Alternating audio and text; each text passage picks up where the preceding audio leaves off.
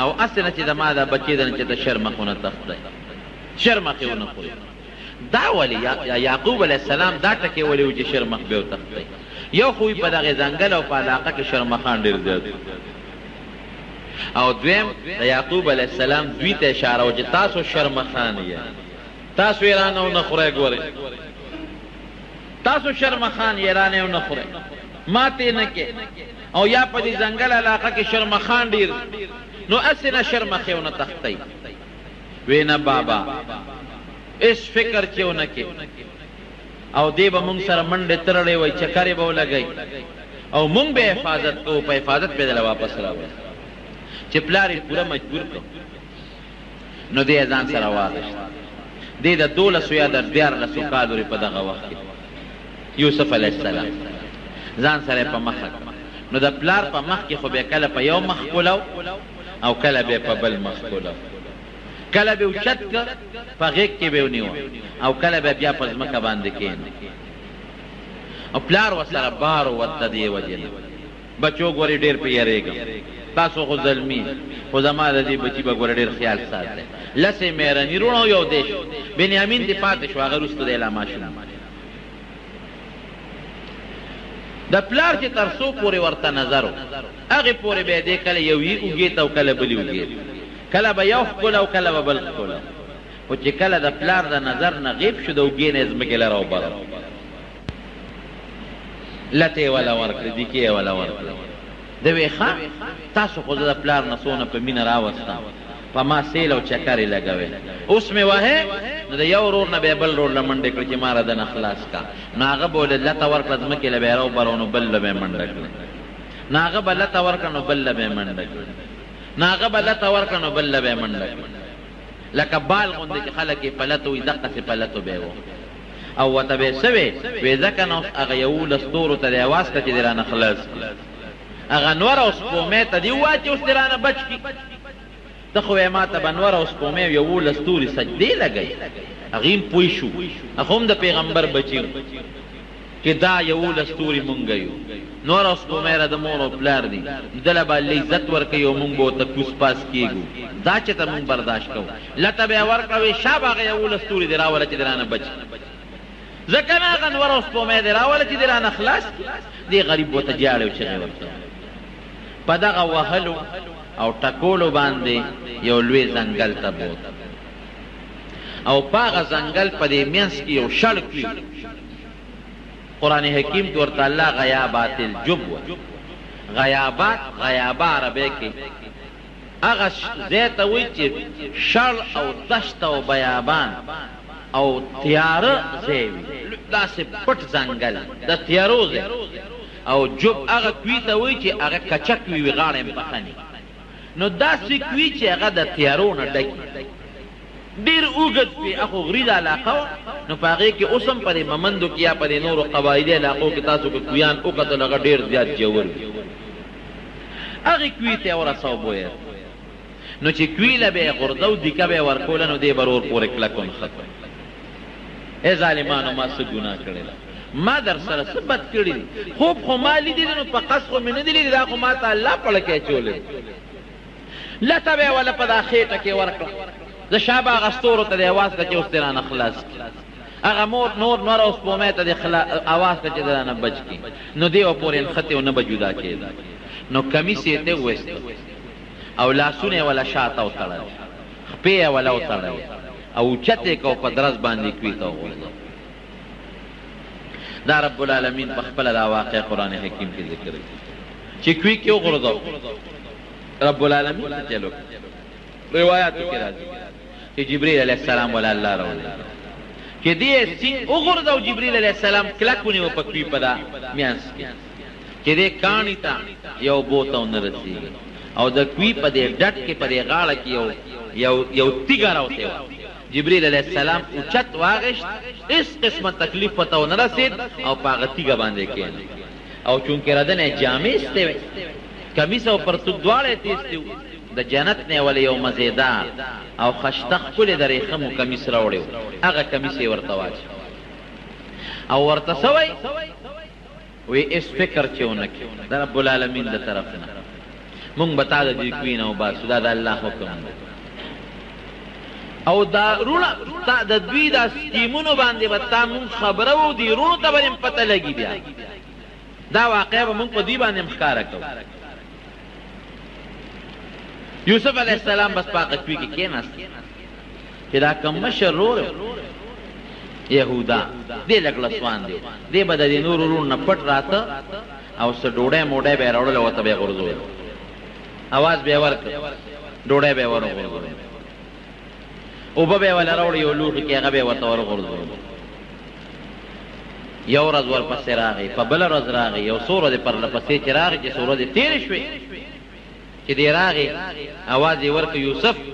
ولا اواز نه ورکړ بیا اواز ورکړ یوسف بیا ولا اواز ورنه او بس وی معلومیږي دا چې زمونږ غرور په دې کیو کې چې ته مړ شوی قدرت رب العالمین چې څوک بچ کوي د چا پلار ورته نقصان نشي رسول دا زمونږ ایمان چې الله د انسان ملی او د الله امداد کوي د دنیا یو طاقت هغه ته نقصان نشي رسول دا الله خپل قدرت ښیي لقد کان فی یوسف و اخوته آیات للسائلین د عبرت نښې دي پکې د یوسف علیه السلام او د ده د وروڼو په دې واقعه کې یو قافله په دې لاره راتېرېدله نو دې قافله کې به بعضې کسان دو چې هغوی به ګیا پسې ګرځېدل چا به څارویو به کول څوک به اوبو پسې ګرځېدل نو کومه ډله چې د دې قافلې هغه په دې باندې ماموره وه چې تاسو لړ شئ اوبه وګورئ هغوی چې راغلل ته کوي وکړل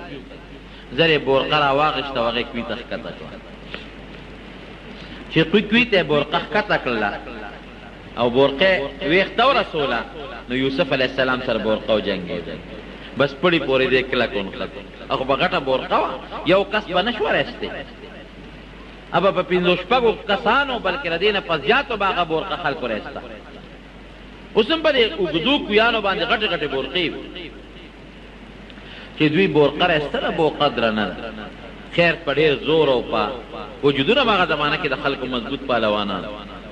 په ډېر زور او په ډېر لوی طاقت باندې بورقه راوچته کړه چې راوچته یې کړه اوس یوسف علیه السلام ورپورې نښتې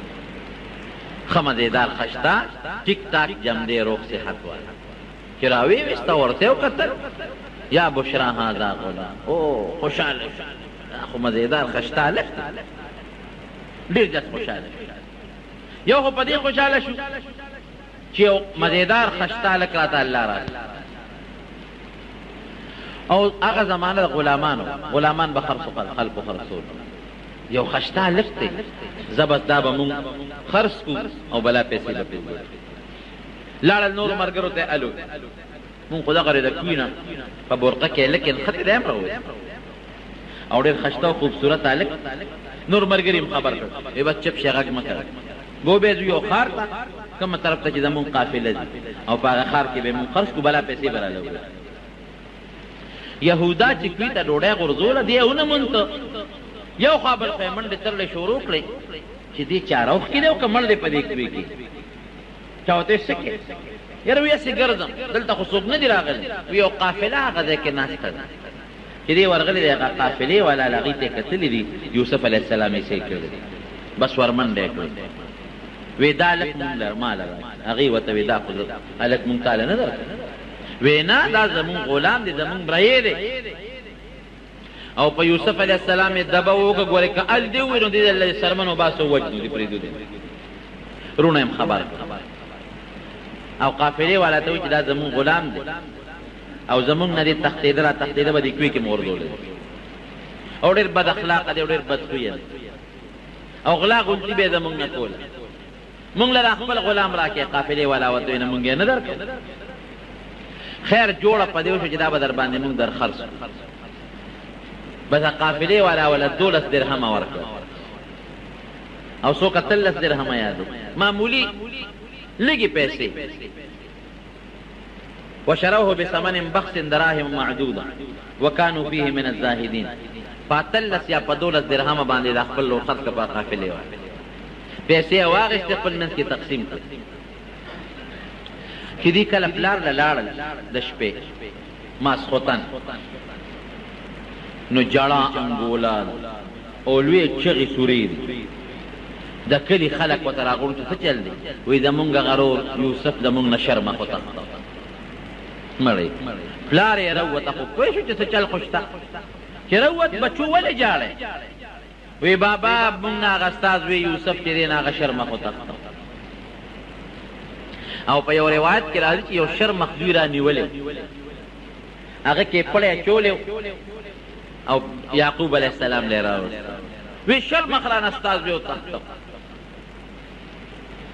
وی شرمخ زما تاسو ته مانه وي چې شرمخ زما زوی به نه تښتی او تاسو به غفلت کوئ وی نه بابا مونږ هم ډېرې منډې وایو دم ووایو اخره کې دې ستړی شو جامو ته هم کښېنم نو مونږ منډې تړلې والې چې مونږ راتلو شرمخ دې تښتولی او شرمخ همدا دې رانیولې دی اوس چې ته ورسره څه کوې نو به ستا مخکې به دې شرمخ تا زویشتولی او کمیسې د ګډې یا د چیلې یا د اوسې په وینه کې لړلې و هغه یعقوب علیه السلام له ورکوي دا ستا د زوی کمیس دی او دا هغه وینه ده ستا د زوی دا هغه بچي مونږ څوک شرمخ وتښتو مونږ خو یې خیال ساته یعقوب علیه السلام چې کمیس ته وکتل نو کمیس شلېدلې نو ټیک ټاک و وی ډېر هوښیار شرمخ و چې زما زوی یې وجه و کمیس یې ترې روغېستی دی شرمخ خو چې هلک شلی خو کمیس د هغې نه مخکې شلی چیر پارږي نو دا دونه هوښیار شرمخ دی چې زما د زوی نه روغ کمیس وویسته او بیا زما زوی خوړلی دی او دا شرمخ ته وی او وی وایه شرمخه دا د پیغمبر معجزه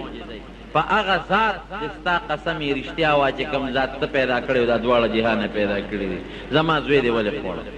وی شرمخ ورسره خبرې شروع کړې چې یعقوب دا زامن دی دروغ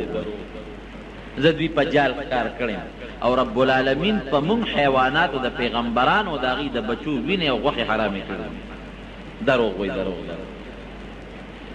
قال بل سولت لكم انفسكم امري انفسكم فصبر جميل والله المستعان على ما تصفون بس وی لدته یو خبره خشته کړې وه او زما دویم زمانه غیب کو زه به صبر کوم او رب العالمین چې دی ابه ما سره په دې کې امداد یعقوب علیه السلام د خپل بچي پسې ژړل دومره د زوی پسې وژړل چې سترګې د ژړا د وجې نه ړندې شوې وابیضت عیناه وهو کظیم زړې د غم د وجې نه او سترګې د ژړا د وجې نه مکمل ړندې شوې نظر یې لړ ختم او هر وخت به الله ته ژړل چې یا الله زما بچي یوسف خو ما سره میلاو الله ورسره وعده کړې وه دی تمه و چې ما له به د خپل بچی الله راولي خو کله به راولي یو کال پس دوه کاله پس درې کاله پس لس کاله پس او څه پته لګي چې زما په بچي به څه ژوند تېرېږي د چا غلامۍ کې به ګډ چیلی به سره کم ځای به نور ته به سوري ته به هوا ته به یخنۍ ته به ګرمۍ ته به دا خو ډېره ګرانه خبره ده الله تعالی دې مسلمان د دې صدمې نه وساتي قافلې والا یوسف علیه السلام بوته مصر ته د مصر ښار د مصر په ښار کې خرڅو نو چې خرڅو یې نو بولی پې شروع شو نو چې نبی علیه السلام فرمایي چې رب العالمین د دې دنیا نیم حسن ورکړو دی به څونه خشته بل پکې خشته او صاف الله ښودي خشته اخلاق پکې الله ښودي نو بولی پې شروع شوه نو قیمت یې دې حد ته ورسېده چې یو سړي پکې یو سوداګر وی چې د ده دې به په تله کې واچو نو چې څومره سره زر د ده د وزن برابري په هغې ځای دې حد ته قیمت یې په لاره باندې د مصر وزیر خزانه تېرېده عزیز مصر چې هغو قتل بولی شروع ده او خلک صفتونه هم کوي تماشې هم خلک راغلی دي هلکه وی څه چل دی وی دا یو قافلې والا چې یو غلام راوستی دی خرڅی دا دومره ګڼه ګوڼه دا ده څه ده وی هغه ډېر زیات خشته هلک دی او ډېر خوبصورته دی او ډېر ښو اوصافو والا دی نو د هغه قیمت چا سره نه برابرېږي او بولي پې شروع وي چې عزیز مصر د مصر وزیر خزانه ورغې ورته یې وکتل قدرتي د مینه ورسره رب العالمین پیدا کړ اوس الله څه کوي د پیغمبر د غېږ نه الله کوي ته ورساو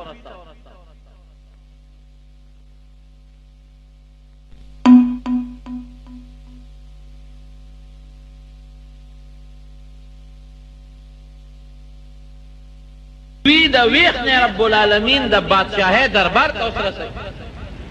پوره الله چې څه کوي د انسان په عقل کې نه تېرېږي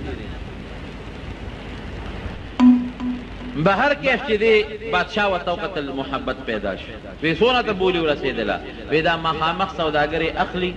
او دی وایي چې د دې په تله کې باچو مو چې څومره سره زر د ده سره په تله کې په وزن کې برابرېږي په هغه یې اخلي وزیر خزانه وی عزیز مصر وی زه د دې نه پر زیات والی وی په څو یې اخلي وی چې دا مالک یې څومره غواړي په هغه یې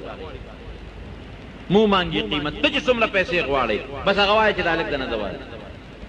هغه وی ښه دومره د دې نه زیات سره زر او دومره دراهم او دنانیر بس حکم یې وکړه هغه پیسې وله ورکړئ او یوسف علیه السلام یې ځان سره پاس باندې سور کو کور ته یې بوت رب العالمین د بادشاهۍ دربار ته ښځې له یې بوته د ښځې نوم یې زلیخه دی وی ښځې او ماشوم مې راوست او ډېر خالق ځان سره لویوه تربیت یې کوه خو د دې عزیز د دې وزیر خزانه د مصر بچې نشته نارینه اولاد یې نشته وی داسې کار دی چې دا لږ ډېر ښه دی مونږ ته په ده باندې الله تعالی ډېره فایده ورسوي هغه دا دی چې مونږ به دې خرڅ کړو ډېرې لویې پیسې به رالو کړي او که د ښو اخلاقو خاوند و په بچیوالی په زویوالی به یې ځه وساتي یا به ځان سره بچي او که بچي نی نو خرڅ به یې کړو نو مونږ ته به دومره فایده ورسوي چې زبردست تجارت کې به مونږ ته ډېره لویه ګټه به ورسوي چې زلیخې ورته وکتل د هغې ورسره مینه د دې خاوند په نسبت د هغې نه هم زیاته شوه یاره سړي یې داسې به وکړو چې د تجارت دا نوم به ترې منځه وباسو لوی به یې کړو اسیم زما استاد زوی نشته به دا زمونږ زوی شو وی ډېره ښه ده اخوا په یوسف علیه السلام په یعقوب علیه السلام په پلار یې غم تېر اخوا د بچو هغه د بغض او د حسد هغه دروازه الله کوله وکړه هم په پلار معلومه شوه دې خوا دې کوي ته ورسېد سوداګرو راوویسته په مینه او په محبت باندې رب العالمین د هغې لږې مینې محبت د وجې نه هغوی ته څومره پیسې ورکړې او دې خوا رب العالمین د بادشاهۍ دربار ته او د یو وزیر کور ته راوسته الله ګورې دا ښیي ډېر زیات عبرتونه دي پکې یو خدا چې په لویو خلکو څومره لوی خلک وي هغه مشکلات او غمونه پې ډېر راځي لکه په یعقوب علیه السلام څومره غمونه راغلي او دویم دا چې په بچي باندې یوسف علیه السلام نه وروسته رب العالمین ډېر لوی سړی جوړی نو څومره پریشانۍ او مصیبتونه پرې راغلل الله قرآن حکیم کې فرمایي ان مع العسر یسرا ان مع العسر یسرا دا طالبان پرې پوهېږي چې سختي لږه ده او هغې سره اساني ډېره زیاته رب العالمین راولي او پښتانه م وایي که نه وایي سختې پسې راځئ نو په یوسف علیه السلام رب العالمین دومره سختي راوسته کوی ته ورسېد د هغې نه پس به الله راته راولي دا هم تا ته الله یو عبرت او یو سبق ښیي که در باندې پریشانی راشي او سختی راشي نو الله ته فریادونه شروع کا ګیلې او شکوې د الله نه مه فریاد شروع کا رب العالمین به د هغه سختي او هغه مصیبت په خوشحالو باندې بدل او بل لوی عبرت پکې څه دی ګورې بغض او حسد ډېر خطرناک شی دی د یعقوب علیه السلام رونو بچو د خپل رور یوسف علیه السلام سره بغض او حسد شروع کړ نو نقصان یې چاته ټیک ته ظاهر کې پلار ته هم ضرر ورسو رور ته هم ضرر ورسو لیکن د رب العالمین په نزد مختورن څوک شو همدغه د یعقوب علیه السلام زامن د یوسف علیه السلام رونو ګورې بغض او حسد ډېر خطرناک شی دی ډېره لویه ګناه چې مصر ته ورسېده د مصر د وزیر خزانه د عزیز مصر ښځې ورسره رب العالمین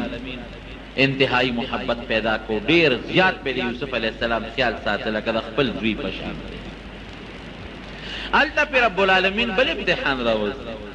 ګوره د نیکانو زندګي د امتحاناتو او بیا د پیغمبر ټول ژوند د امتحاناتو نه ډک هلته پې الله داسې امتحان راوست چې د مصر د بادشاه دا کومه ښځه ده د وزیر خزانه اپې مینه شوه د هغې ورسره محبت او مینه پیدا شوه یوسف علیه السلام به ترې ځان ساته